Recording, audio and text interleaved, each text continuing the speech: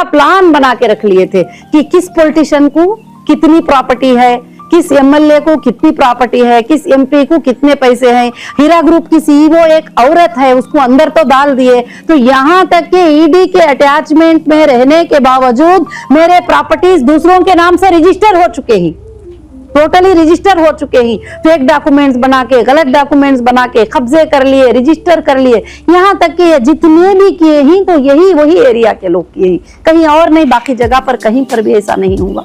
Ma'am, आपको supreme court से order मिला है कि आप अपने अकाउंट उन्होंने डिफ्रीज कर दिए हैं और आपकी जो भी प्रॉपर्टीज हैं डिटैच कर दी हैं। यहाँ तक कि आपको ये भी बोला गया कि आप अपने प्रॉपर्टीज के लिए बायर ढूंढें और उसको सेल करें। फिर आपको क्या दिक्कत आ रही है कि आप अपने इन्वेस्टर्स को पैसे देने में क्या प्रॉब्लम का सामना करना पड़ रहा है? देने के मामले में तो मैं ये कहूंगी कि जब सुप्रीम कोर्ट का ऑर्डर हुआ 240 अकाउंट जो हीरा ग्रुप के ही इनको डिफ्रीज करो, तो उसमें से जो अकाउंट को पॉसिबल हो सका डिफ्रीज किया। एजेंसियों ने, कुछ एजेंसियों ने लेटर दिया और कुछ एजेंसियां जो महाराष्ट्र और आंध्र प्रदेश के जो भी एजेंसीज हैं, वो एजेंसीज ने लेटर नहीं दिए। तो कुछ अकाउंट जो है अभी तक उसके डिफ्रीज नहीं हुए। जिस अकाउंटों में डिफ्रीज हुए हैं कि डिफ्रीज होने के बाद में जो है हमने इन्वेस्टर को टोटल पेमेंट क्लियर करके सुप्रीम कोर्ट में उसका स्टेटमेंट सबमिट कर दिया है। मैम, जैसा कि आपने अपने वीडियो में बोला कि हाई कोर्ट के मामले का उल्लंघन हुआ है, तो क्या मामला है?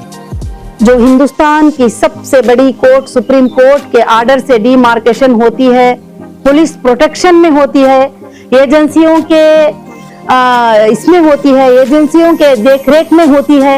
एजेंसीज के पूरे आईओस वहां अटेंड करते हैं और उनके अंदर वो उसका नाप सब होता है, डीमार्केशन होता है और उसके बाद हैंडओवर करती है सुप्रीम कोर्ट और उसके बाद बायर को बेचने के लिए करती है। बायर खुद इम्प्लीमेंट होते हैं और उसमें खरीदने के लिए जाके बात करते हैं, तो उस चीज के ऊपर कब्जे जमाते हैं। तो जब मैं जाती हूँ पुलिस के पास कंप्लेंट लेकर, तो कभी मेरा कंप्लेंट होता नहीं है, ना कोई एक्शन होता है और वो उठा के पीछे डाल देते हैं। जैसे आपने सवाल किया कि जैसे एमआईएम का हाथ था, कि जाहिर सी बात है कि केसीआर साहब के सपोर्ट के बगैर तो एमआईएम इतना बड़ा काम तो नहीं कर सकती थी।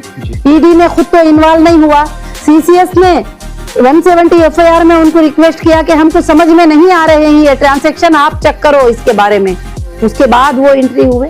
मैम, इस वीडियो में आपने बोला कि यह प्रॉपर्टी मैंने अपने इन्वेस्टर्स के लिए रखी है, इसका क्या मतलब है? उनके पैसे कब तक लौटा पाएंगे? आपको मैं ये बात सच बताऊं, मेरे इन्वेस्टर के लिए प्रॉपर्टी नहीं, मेरा जान भी देने के लिए तैयार, मैं हमेशा के लिए तैयार हूँ। प्रॉपर्टी मेरे लिए बहुत ही छोटी चीज है और प्रॉपर्टियां पूरे भी मेरे लिए बहुत छोटी चीज है। अब यहाँ पर कहाँ पर है, कहाँ पर इन्वेस्टर फंसे हुए हैं, कहाँ पर कंपनी को नुकसान हो रहा है, कहाँ पर कि एजेंसी ने प्रॉपर्टीज को अटैच करके रख लिया है। चलो भाई, हम कुछ प्रॉपर्टियां सेल कर देंगे और सेल करके इस मसले को हल कर देंगे, तो वहां अटैचमेंट आर्ड आ जाता है, वहां अटैचमेंट आर्डर आते। चलो भाई, इसके अंदर अकाउंट्स हैं तो उसको फ्रीज करा के रखे हुए हैं। तो बहुत सारी चीजें हैं। तो क्या हीरा ग्रुप के पास नहीं है क्या? एजेंसियां के खेल जो इसके ऊपर चल रहे हैं, जो पॉलिटिशियन पीछे से पावर यूज कर, एक ही पॉलिटिशियन है जो पावर यूज कर रहे हैं, जो इतने लाख मुसलमानों की बर्बादी करने के लिए, इतने लाख मुसलमानों को जो रुला रहे हैं।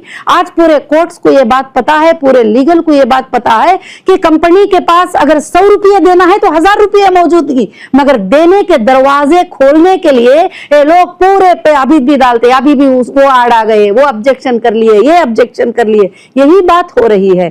आज भी अल्हम्दुलिल्लाह खाली सिर्फ ईडी का अटैचमेंट हटा दें और आज भी ईडी का अटैचमेंट, तो कौन से सोर्सेस की कमी है हीरा ग्रुप के पास?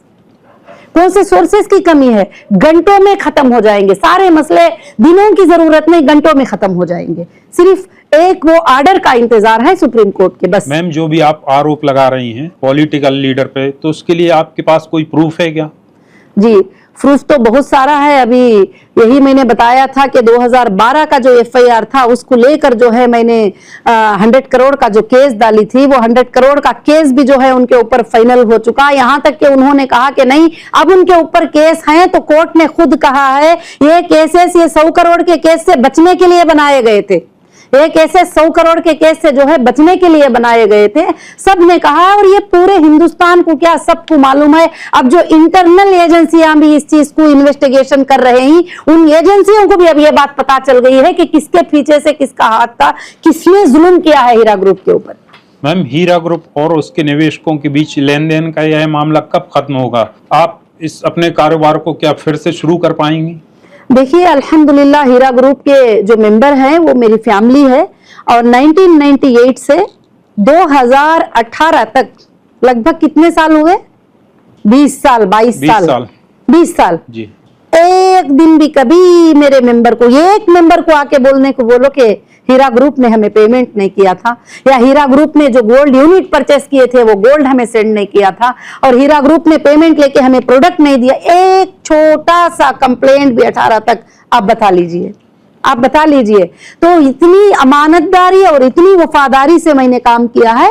आज भी अल्लाह का फजल है कि बहुत सारे मेंबर मेरे साथ खड़े हुए ही और वो कहते हैं कि आपा हम तुम्हारे साथ हैं, तुम बिजनेस को स्टार्ट करो, हम तुम्हारे साथ हैं, हम चलेंगे। भले वो लेवल पर चल भी नहीं सके तो अब जो मेरे मेंबर मेरे साथ आए हैं, बिजनेस में जुड़ रहे ही, अल्हम्दुलिल्लाह उतना बड़ा नहीं तो क्या हुआ, छोटा भी हम लोग वो बिजनेस को चल रहे ही लेकर, इंशाअल्लाह आगे के दिनों में ये बहुत बड़ा होगा। जैसा कि आपने बोला कि हीरा ग्रुप के इन्वेस्टर्स के लिए हमने कुछ प्रॉपर्टी रखी है, तो इसके लिए क्या एश्योरेंस है कि आप उनकी उस प्रॉपर्टी को बेच के उनका पैसा दे पाएंगे? अभी मैंने इसीलिए जवाब दिया कि हीरा ग्रुप की प्रॉपर्टी नहीं है। हीरा ग्रुप के लिए और मेरे मेंबर्स के लिए प्रॉपर्टी क्या, मेरा जान भी हाजिर है। मैंने 1000